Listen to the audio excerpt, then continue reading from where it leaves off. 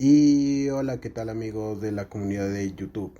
Te habla Joyce Vázquez y Alejandro Muso en un viaje a través del Ecuador, descubriendo cómo este país, entre su rico pasado colonial y las promesas del capitalismo, enfrenta el reto de convertir desigualdades históricas en un motor de cambio positivo. Muy buenas tardes, ingeniero. Nosotros vamos a presentar un análisis integral de la estructura socioeconómica, clases sociales, crisis y disputa geopolítica. Este análisis explora el desarrollo del capitalismo en el Ecuador, examinando su estructura socioeconómica, las clases sociales, las crisis actuales y la disputa geopolítica que enfrenta el país. A continuación le hablaré sobre el desarrollo del capitalismo en Ecuador. Comenzando con sus raíces, el capitalismo en nuestro país surge en el siglo XIX. Durante esa época la economía ecuatoriana se transformó gracias a la producción agrícola y la exportación de productos como el cacao, el banano y más adelante el petróleo. Estos productos no solo posicionaron a Ecuador en los mercados internacionales, sino que también cambiaron la estructura económica interna, alejándola de un sistema agrario tradicional. Con la independencia en 1822, Ecuador dio sus primeros pasos hacia un modelo capitalista. Esto se reflejó en la diversificación productiva, un incipiente crecimiento industrial y la expansión del sector petrolero en el siglo XX. Estos hitos marcaron el inicio de la economía más conectada al mercado global, aunque con desafíos que veremos más adelante. A continuación le hablaré sobre la industrialización limitada y la dependencia en el Ecuador. En la siguiente etapa de la historia económica del Ecuador vemos un intento de industrialización durante lo que es el siglo XX. El país adoptó un modelo de sustitución de importaciones. Esto significa que buscó producir localmente lo que antes se importaba, protegiendo así a las industrias nacionales mediante aranceles. Sin embargo, esta industrialización fue muy limitada. Ecuador seguía dependiendo de la importación de bienes, de capital y de tecnología, lo que hacía vulnerable a la economía frente a las fluctuaciones de los precios internacionales de materias primas. Este modelo no logró romper con la dependencia económica estructural y limitó el desarrollo industrial sostenible del país. Ecuador durante esta época obtuvo demasiados cambios, comenzando también por el neoliberalismo y la desigualdad. En los años de 1990, Ecuador adoptó la política neoliberal en medio de una crisis económica. Estas incluyeron privatizaciones, apertura comercial y reducción de gasto público. Aunque buscaban estabilización y modernización, los resultados fueron mixtos. La privatización comenzó por las empresas estatales clave que pasaron por las manos privadas, limitando el control del Estado y generando monopolios. La desigualdad social se amplió la brecha entre ricos y pobres y el empleo se volvió más precario y sectores como la educación y la salud fueron desfinanciados. En la crisis de 1999, el colapso bancario que llevó a la dolarización en el 2000, aunque se estabilizó, la economía limitó la autonomía monetaria del país. Los impactos que más tuvieron en el país fueron que miles de ecuatorianos emigraron buscando mejores oportunidades, principalmente a España y a Estados Unidos. Existió bastante resistencia social, como los movimientos indígenas y sindicales se fortalecieron, exigiendo reformas y denunciando la desigualdad. Hubo un giro hacia el intervencionismo. En el siglo XXI, especialmente como Rafael Correa, Ecuador dio un giro hacia el control estatal.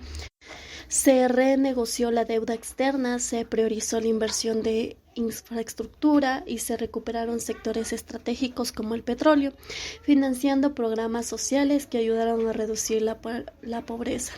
Como una reflexión, el neoliberalismo dejó huellas profundas en la sociedad ecuatoriana, marcadas por desigualdad, migración y un cambio en el modelo económico hacia un mayor intervencionismo estatal. A continuación les voy a hablar sobre la estructura social ecuatoriana. Eh, la primera, jerarquía social colonial, que nos quiere decir que la sociedad ecuatoriana comenzó con una estructura social muy desigual durante la época colonial. En este periodo los grupos de poder concentraban sus riquezas y el control, mientras que los indígenas y afrodescendientes eran regalados a trabajos forzosos y condiciones de servidumbre. En esta jerarquía estaba basada en la raza y en el acceso a la tierra, lo que marcó las bases de la desigualdad que aún persiste. La desigualdad persistente también ha pasado del tiempo al tiempo moderno. Las desigualdades sociales que formaron en la colonia todavía afectan a Ecuador. Muchísimas comunidades indígenas y afrodescendientes siguen enfrentando discriminación y falta de oportunidades, lo que muestra que el legado de la colonia sigue presente hasta incluso en la actualidad. Como siguiente punto tenemos la evolución de la estructura social, la cual, como primero, tenemos la oligarquía criolla, que después de lograr la independencia, las élites criollas descendientes de europeos mantuvieron su control sobre la tierra y los recursos. Esto les permitió consolidar su poder político y económico, mientras que las clases trabajadoras continuaron enfrentando muchas dificultades. Como segundo, las nuevas clases sociales. Con el tiempo comenzaron a surgir nuevas clases sociales como la burguesía industrial y comercial, gracias al desarrollo del comercio y la industria. Sin embargo, a pesar de estos cambios, la desigualdad social siguió siendo un problema importante en el país. Como tercer y último punto tenemos el crecimiento de la clase media. En las últimas décadas, Ecuador ha experimentado ciertos avances sociales, como el aumento de la clase media, que esto ha permitido que más personas tengan acceso a educación, mejores trabajos y movilidad social, aunque aún quedan muchas barreras para lograr una sociedad más equitativa. Y seguimos con los grupos de poder y dinámicas políticas.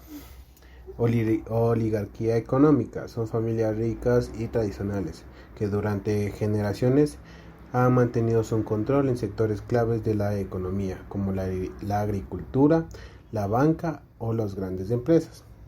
La burguesía nacional: estos son nuevos empresarios o grupos que han crecido en áreas como la construcción, el comercio y los servicios, aunque son más recientes, están ganando influencia.